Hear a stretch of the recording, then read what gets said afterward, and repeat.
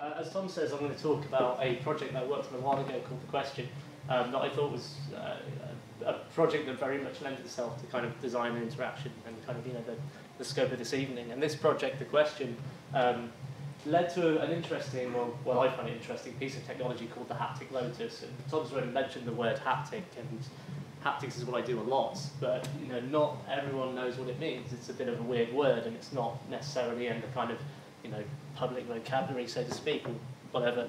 So haptics is really the science and technology relating to touch.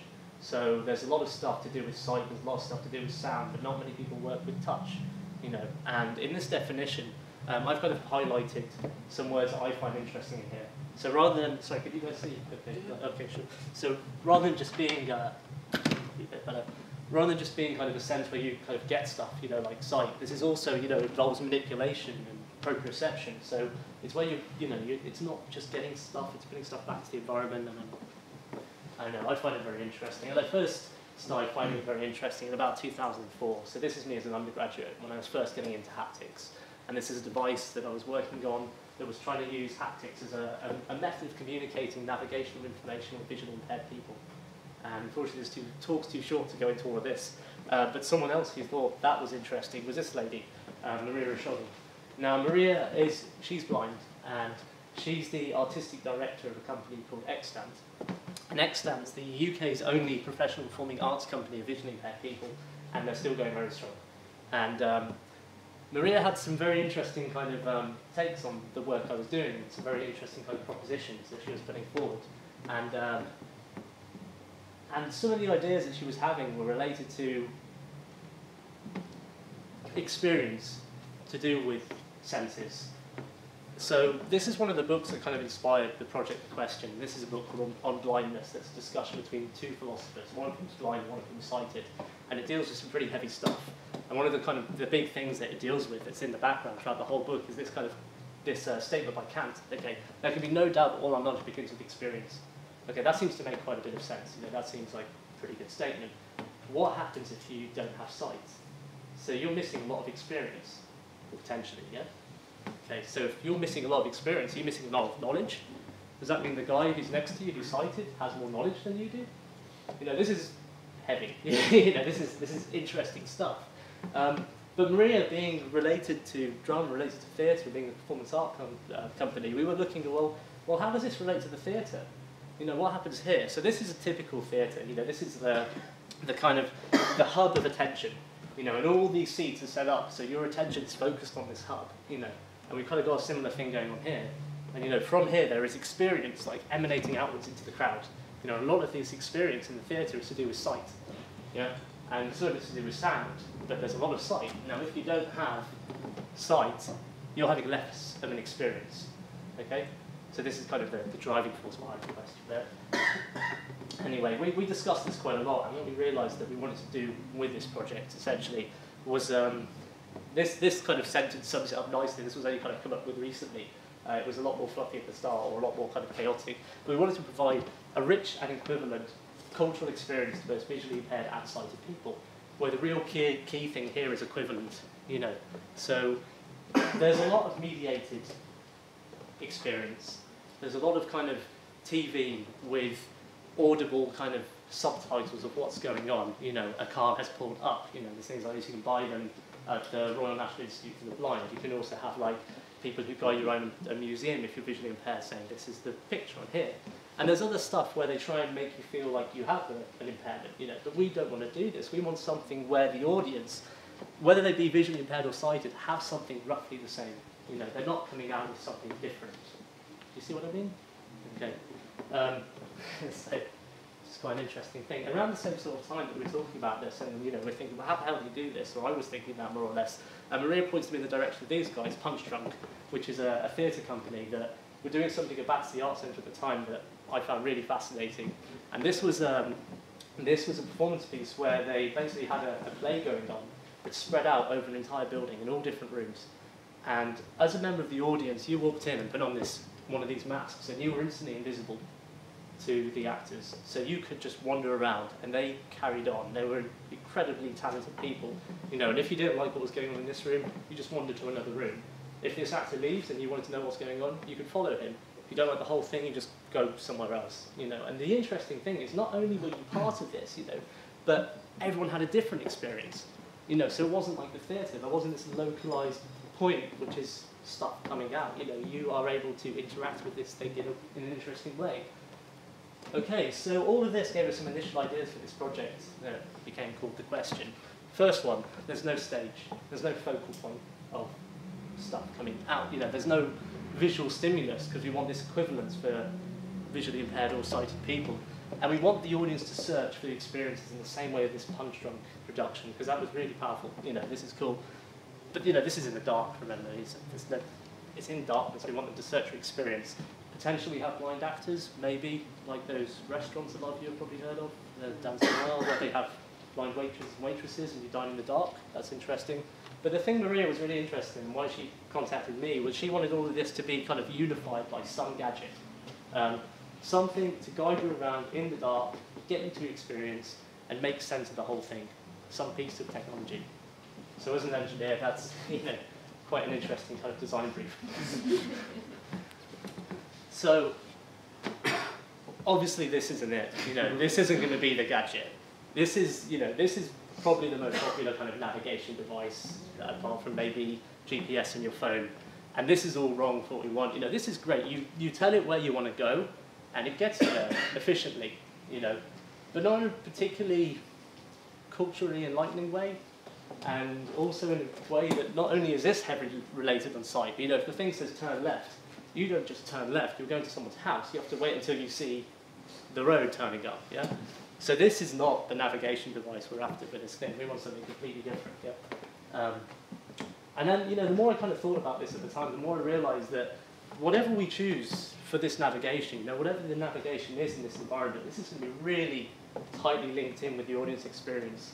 And the exploration of this dark, weird space is also going to be linked in with the experience they have in the space, the overall, what they come out with. Okay. And at the same sort of time, I was realizing more and more that my work was part of what was called an activism. And this is a kind of, has anyone heard of an activism? Great. An activism is kind of a branch of cognitive science or a branch of philosophy, and it's also related to a lot of interaction design stuff directly. And the way I kind of think about it, and people will talk about this entire day. I've been to conferences on this for 3 days, and I still don't really know exactly what it is, you know. But my interpretation of it is where you use your body as a mediator of your sensory stimulus. Okay, now that sounds like a lot of kind of chat, but if you imagine the opposite of this would be sitting in front of a television and receiving, you know, just pictures and noise. And if you sit in a different part of the room, you're still receiving the same pictures and noise. Now, I'm not going to go into too much what you're getting, what an activism is defined as, but I thought I'd give you an example that kind of relates to how I wanted to use this idea of using your body to mediate your sensory experience. And this is an idea called active exploration, which I use a lot in kind of my work. Now, there's lots of ways to describe active exploration and the way of exploring something in a kind of way that involves you. And I was playing around with a few different ideas, and then I thought, well, here's a great idea. A dog finding a pie. Bear with me. Okay, if we have a dog, and we have a pie, and the pie has been left in an arbitrary location, and the dog wants to find this pie. Okay, the pie has not been dragged along the floor, and the dog cannot see the pie. The dog can smell the pie. Okay, and we assume that, well, so I might have said that it's doing it by the sense of smell. Okay, so the pie is emanating a smell in all directions. Right. Now, the interesting thing with smell is not directional. You have two nostrils, like you have two ears, but you can't. When you get a sense of smell, it has a certain kind of. You can't tell immediately it's coming from there. Okay, you get a certain kind of level of smell. All right. And at the moment, this dog is getting a certain kind of level of smell. Now, the way this dog will work out where the smell is coming from, well, let's see. So if he's here, and he's got this kind of medium smell, this like 0.5 pie smell units, and he takes a step backwards. Okay, he's now getting 0.4 high smell units. Okay, so he's worked out this is decreasing, yeah, as he's moved backwards. So eventually the dog can take a meandering path and gradually work out, well, if I take a step this way, the smell's getting higher, if I take a step that way, it's getting smaller, and you get this overall kind of movement in this direction, yeah? Now, it gets interesting if you have multiple dogs, or, well, not really, if you have multiple pies, because then the smell looks really psychedelic, but you have these regions where they overlap, okay? And this option for this dog, at least, to get to either of these, you know, and remember that he's exploring to get around there. He doesn't just go like, okay, well, I've got this pie or this pie. He has to take a step in either direction or this way to get like less information this way. So what I liked about this, you know, was this kind of method of navigation gave you freedom, and it gave you a chance to go somewhere else. You know, this wasn't like the sat nav. This wasn't, you're going to go here. Here's some really vague information, and you're not going to get it unless you move around. Okay. And this was just a really fast introduction to potential field theory, for anyone who's interested, which is really big in robotics. But anyway, I was really excited when I kind of came up, when I realized that this was a really cool way of navigating stuff, and I was like, great, you know, I've come up with a really kind of good framework, and then I realized it's the hot and colder game. And from the laughs, I take that everyone knows the hot and colder game. Yeah? So this is, you know, when you hide something for a kid, or someone hides it for you, and as you wander around, you say, okay, I'm getting hotter, hotter, hotter, so I'm getting colder, colder, colder. But the interesting thing with the hotter, colder game is if you stand still, if you're playing it right, you don't get any new data. Okay, so this is active exploration. This is an action. This is, you have to use your body to get more data out of the environment. Okay, and I think this is really cool. Okay, so this seemed like a really nice way to get people to navigate in this kind of dark installation in this weird space. But we didn't want to have a guy following them around, hotter, hotter, hotter, colder, colder, colder, you know, the potential blind actor. So what do we need? We need a machine, okay, to do this. And obviously before that, we need a few tests to make sure this isn't just like my crazy memory of hunting Easter eggs as a child. It makes me want to build this thing, you know, as an installation. So this is a really simple simulation of kind of an environment that you could navigate potentially. And this is a really, really simple test. You get people to put their hands on the mouse, you blindfold them, you give them some haptic stimulation, some touch stimulation. I'm not going to tell you what it is yet, we'll go into that later. And if they go into a darker region, they get less stimulation. If they go to a higher region, they get more stimulation. And you know, by moving the mouse around, everyone, absolutely everyone tried this with, found the thing, you know, found the hot point. And if they clicked it, it moved somewhere else, and they'd find it straight away. Like, with barely any, you know, they got better at it, but to start off with, they were really good. You know, this is kind of, this active exploration thing seemed to work pretty nicely. So, okay, that's great, that's a simulation, but again, that's not very culturally stimulating. We don't want to go to people like, oh, here's your theatre experience, put your hand on the mouse and there's a blindfold. So that's not much fun either. So this is when it starts getting messy. You know, this is when we start having cable ties and wires and variable and all sorts of stuff. And this is when we started playing with electronics, okay? And I say we because at this stage I started realizing I couldn't do this on my own. I had to get my friend Paul out involved, okay? So what these things are on the floor and what it was in the previous picture, these are infrared emitting beacons, okay, that we built. Okay? And each one, you can't see the thing it's emitting, but the signals coming out of it are either associated with hot or they're associated with cold. And they're all encoded so that, you know, even if you could see it, it would all look the same, but it's infrared. Okay, so we have this kind of relationship now, this kind of gradient of hot and cold, yeah? But, you know, not the guy who says hotter, hotter, hotter. We have a machine that says hotter, hotter, hotter, colder, colder, colder. So this thing, again, in a really kind of the beautiful hacked together way, there's probably a bit of duct tape on the back for anybody. There's probably some hot glue in there as well. There's a tactile output and there's a sensor. So this thing can see in infrared, and it can tell if you're going hotter or colder, and it can relay that information to you. And then it starts getting really good fun, because someone gave us a big lab to play in, and the projector kind of shows it, but like you can see up here these kind of glowing things. They're the beacons beaming down infrared, and this person's holding one of these things. And as they walk around in the space, they're getting a sense of hotter or colder. Okay, so we have active exploration, the sense of this, but you're using your whole body now, and you're in the dark. That's the other thing. This is in complete darkness. This is a long exposure photo. Okay, so this person, they can see the green lights on the ceiling. That's it. We got rid of that motion. But this is dark in there. And it's good fun because you can send them places. You know, so you could say you have to go over here, and then they go over there, and then you move it somewhere else, and they go over there as well. And they find their way there, but not in a direct line. They meander, you know, so they explore. So this was cool. You know, this was what it's like to be good fun for us. And the thing we realized as well was with this kind of indirect method of getting people around and using this kind of hotter, colder analogy and this infrared light, we're essentially getting close to this idea of having something equal. You know, having an equal experience for the blind or sighted audience. And the way we were doing that was by making them reliant on something that neither of them had. A sense that related encoded infrared light to the proximity to a target. You know, and this is when maybe we're like getting a bit excited here and saying we're creating a new sense, or we're creating a new sensory mapping. But there's a kind of a lot of research that involved this thing, like how quickly can you learn the sensory mapping? And we later came up with this idea that we were actually leveling the sensory playing field. You know, we're making people reliant on this new sense. So it no longer mattered so much if you were visually impaired or not. Okay? Right. But so this works. This is a nice kind of theoretical thing, and now we know the guts of how it works and stuff, but it's still not that much of a cultural experience. You know, walking around in a kind of empty room while we take long exposure photos of you.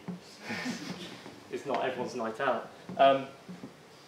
So we needed a cool interface, and we needed a lot of other stuff as well, and there was a lot of other stuff, but it's kind of a short talk, so I can't go into all of that. So the interface we wanted, for it to be fun, we wanted it to be highly intuitive, we wanted it not to be distracting to anything else you're going to get in this space, you know, any of the other kind of sensory inputs, and there was quite a few. We wanted it to kind of feel organic, and we wanted to do nothing when you stood still. Okay, just like the hot cold game, yeah? So this wasn't going to be it. Okay, these are vibrating motors, and this is obviously a vibrating phone. Now all of us have a haptic device like in our pockets, and that's a phone that vibrates, and that's brilliant. You know, vibration has a very good place in the world in that, you know, it gives you short, attentive messages that don't distract too much with stuff as long as they're short. But some people do these experiments for like half an hour with a thing constantly vibrating, or days. You know, I met a guy who wore a vibrating belt for weeks. And oh, you think I'm joking? It's really, and I think that's nuts. I think it needs to be more fun than that. And when I was at a workshop where people were talking about the vibrating belt guy, someone said in the crowd when I was on the panel, "Isn't there something other than vibration?" And I was like, "Well, it's interesting you say that because I happen to be working on this project." And those two had the really nice lab with the empty space, so that's how they got involved. And they're collaborators now. So this anyway is the first haptic interface we came up with that wasn't vibration. And this worked on something that I thought was really cool and intuitive. Sorry, guys, so you can see. And this worked on expansion. So something really intuitive, something really organic, you know. Not necessarily organic in the sense that, oh yeah, I've come across this before. But, you know, so this thing, you held it in your hand. As you explored this maze with your mouse, this was the tactile, I'll run it again. This was the tactile, the tactile interface that I was talking about, and as you got closer to the hot, it got bigger. And this was the thing that everyone got straight away. You know, instantly, everyone, you tell them, like, you want it to be big. Oh, okay, here we go, and click, oh, it's got small. I'm not there anymore, move, click, it's got big. You know, I'm there again. And I took this along to my collaborators, Maria and a few other of her colleagues, one of whom was a blind sound designer, another was a blind set designer. And they were like, "Yeah, this is great. Yeah, it's really good. Yeah." I was like, "Well, what's up?" And it was like, "Well, it's very engineering, you know." It's not. Again, it's not that cultural. Obviously, this is very engineering. It's like you can see the duct tape, you know. And these are actually air fresheners. This was made over a weekend, but it was the concept that was there. So this is when, you know, I thought, well, I'm an engineer and I need to do something else with this. So this is when we got another friend of mine, David McGorran, who you know already, he got involved, and he's a puppeteer, he's going into robotics, and I said, I want something that expands. And then he started coming up with these really cool compliant objects. So rather than something rigid, because the other thing with the rigid, if it got too big, and you had small hands, it really hurt. You know, so again, not much fun. And eventually these designs turned into this. And this is the Haptic Lotus. Okay, so this is the kind of the point of the talk, and I've got one in my bag if anyone wants to see it on the interval, because I won't have time to demo it now. Okay, but this works on the same principle. You walk around in the space, it has some sensors in the top, it looks up, it can see infrared, and as you walk around it grows or it shrinks. And you're in complete darkness, and you can hold this thing and it's compliant, it's like a flower, it's not an engineering thing anymore, it's quite a kind of organic, interesting thing, you know, and it looks different. So that, combined with a load of beacons, there are a lot. And the same place where Punch Drunk did their thing, Basti Art Centre gave us a couple of rooms, these are where the beacons went, we covered it. You know, so there was a lot of data. We could get away with this because this is in closed space. I would never do a navigation device based on this concept anywhere else, like wild. But yeah, and then as well as that, there was a load of other stuff. Okay, so this is the extra sensory stuff that makes it fun for the people. So we had 2 rooms, a training zone, so you can learn how to use Lotus. It took about 2 minutes. Complete darkness. We had the space for 3 weeks setup. 1 week was spent making it dark, completely and utterly dark. It was quite a strange sensation where every crack under the door was blacked out. We made 8 Haptic Lotuses. We're still trying to figure out the plural of Lotus. 40 odd beacons. Had headphones which delivered a narrative. So as the Lotus guided you to a spot, because you know, you're trying to get people to go somewhere. You get there, your headphones would kick in, you get a narrative, and then you'd have a tactile set. So there'd be these big set pieces, you could get your hands all over and explore, and they'd be tied into the narrative. One of them you could even climb inside. And this is all in the dark. It's a very strange experience. One blind actor who ran around shouting. Lots of scaffold, a CCTV system. Everything was in infrared. We loved infrared for the whole thing. And we did a lot of audience evaluation at the end. It gave us a lot of kind of interesting information of what people found of it. But we can't talk about that. This is a typical shot from inside there. This lady's sighted, and she's interacting with the set piece. She's got a Lotus in one hand, you can just about see. This guy's completely blind, and he's got a Lotus as well. And you see they're sharing the space, right next to each other. They obviously didn't have the same experience. Like, you know, there's different kind of perceptions of what's going on beforehand even. And we did a whole study on this, and it's really interesting. Well, I didn't, you haven't involved it. But it was closer. You know. And then this kind of gives you a final kind of idea of what the thing actually looks like in the mouse out of the way. I'll start that again. Okay, so you can see here, it's closed. I move over here, it's open. The good stuff's over here. This is hot, okay? And you can kind of see the actuation here. So I brought one along so you can see it moving. It blooms, you know, essentially it gets big. And then one problem we had was after half an hour people found it a bit heavy. But then there's always, you know, redesign stuff. So that's not a problem so much. That's the kind of tactile set piece. You can't really see it on this screen, but there's strings and all sorts of things to hold. And that's it for tonight.